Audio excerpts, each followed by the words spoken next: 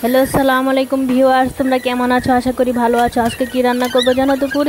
দুপুরে রান্না করব ডিম ভুনা আর হচ্ছে বেগুন ভাজি। দেখো আমি ডিমটা সিদ্ধ করার পর একটু হালকা হলুদ নিয়ে ভেজে নিচ্ছি। ভেজে নেওয়ার পর তারপর তুলে নিলাম।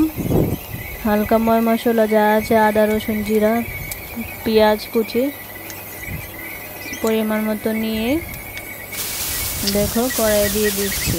হালকা নাড়াচাড়া করব, নাড়াচাড়া করে পানি অ্যাড করব।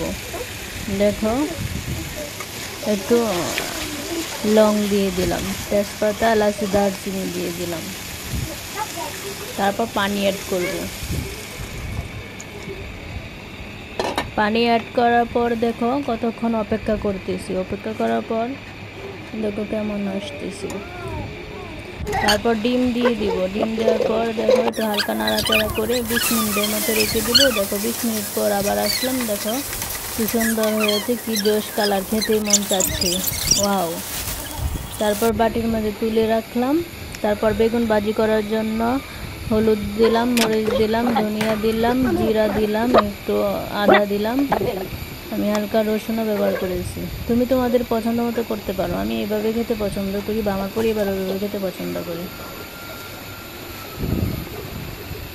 দেখো একের পর এক সুন্দর করে মাখিয়ে নিচ্ছি। সবকটা মাখিয়ে নিলাম। দেখো সবগুলা মাখিয়ে নিলাম। তারপর আমি তেল পছন্দ করি, অন্য কোনো কোম্পানি খেতে চাই না। আচ্ছা, তারপর দেখো তেল দিলাম পরিমাণ মতো, দিয়ে বেগুনগুলো সুন্দর করে সাজিয়ে নিলাম। বেশি নাড়াচাড়া করবো না, উল্টিয়ে দিলাম।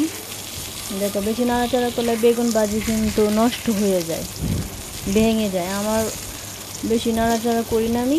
দেখো কি সুন্দর হয়েছে, কি জোশ কালার এসছে। দেখো কত সুন্দর হয়েছে। তারপর দেখো পরিবেশন করলাম। দেখো কত সুন্দর, বাহ খেতেই মন চাচ্ছে। আমার ভিডিও যদি তোমাদের ভালো লাগে তাহলে সাবস্ক্রাইব করে দিও।